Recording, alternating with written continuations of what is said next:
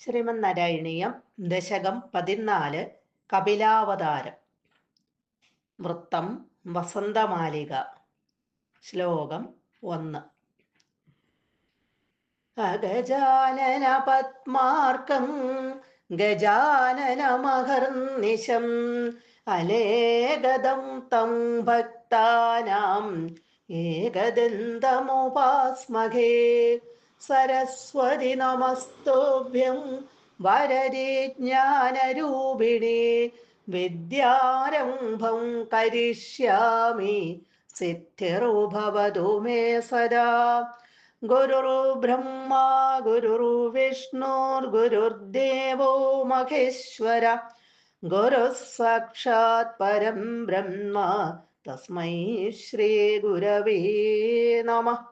ഓം നമോ ഭഗവതേ വാസുദേവായ. സമനുസ്മൃതതാവഗാഘ്രിയുഗ്മ സമനുപങ്കജസംഭവാംഗജന്മാ നിജമന്തരമന്തരായ ഹീനം ചരിതം തേ കഥയൻ സുഖം നിനായ. പങ്കജസംഭവ അംഗജന്മ. പങ്കജ സംഭവൻ, താമരപ്പൂവിൽ നിന്ന് ഉണ്ടായവൻ, ബ്രഹ്മാവ്. ബ്രഹ്മാവിൻ്റെ അംഗജന്മ, അംഗത്തിൽ നിന്ന് ജനിച്ച ആ മനു. ആ മനു. ബ്രഹ്മാവ് തൻ്റെ ശരീരത്തെ രണ്ടായിട്ട് പകുത്ത് മനുവിനെയും ശതരൂപയെയും സൃഷ്ടിച്ചു. ആ മനു സമനുസ്മൃത നിന്തിരുവടിയുടെ ആ താവക അംഘ്രിയുഗ്മ, നിന്തിരുവടിയുടെ 2 കാലടികളെയും സമനുസ്മൃത വേണ്ട മാതിരി നല്ല പോലെ സ്മരിച്ചുകൊണ്ടും തേ ചരിതം കഥയൻ, തേ അവിടുത്തെ ചരിതം അവതാര കഥകള് കഥയൻ കീർത്തിച്ചുകൊണ്ടും നിജം അന്തരം, നിജം തൻ്റെ അന്തരം ഭരണകാലത്തിന്, അതായത് മന്വന്തരമായ തൻ്റെ ആ ഭരണകാലമായ ആ മന്വന്തരമായ 71 ചതുർയുഗ കാലം.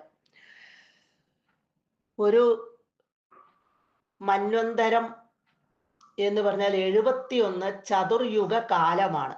ഒരു ചതുർയുഗം എന്നാൽ 12,000 ദേവവർഷമാണ്. അങ്ങനെയുള്ള 71 ചതുർയുഗ കാലം അന്തരായ ഹീനം, യാതൊരു തടസ്സവും കൂടാതെ സുഖം നിനായ, സുഖമായി കഴിച്ചു കൂട്ടി. ഇവിടെ ബ്രഹ്മാവിൻ്റെ പുത്രനായ മകനായ ആ മനു ഭഗവാന്റെ പാതാരബിന്ദങ്ങളെ നല്ലപോലെ വേണ്ടമാതിരി സ്മരിച്ചുകൊണ്ടും ഭഗവാന്റെ അവതാര കഥകളെ കീർത്തിച്ചുകൊണ്ടും തൻ്റെ മന്വന്തരമായ, തൻ്റെ കാലമായ 71 ചതുർയുഗ കാലം യാതൊരു ബുദ്ധിമുട്ടുകളും തടസ്സങ്ങളും ഒന്നും കൂടാതെ സുഖമായി കഴിച്ചു കൂട്ടി. ഭഗവാന്റെ കഥകൾ പാടിക്കൊണ്ട് എപ്പോഴും ഭഗവാന്റെ പാദം സ്മരിച്ചുകൊണ്ട് അദ്ദേഹം തൻ്റെ ആ ഭരണകാലത്തിന്, 71 ചതുർയുഗ കാലത്തിന് ഭംഗിയായി സുഖമായി കഴിച്ചു കൂട്ടി. സർവത്ര ഗോവിന്ദ നാമസങ്കീർത്തനം. ഗോവിന്ദ ഗോവിന്ദ.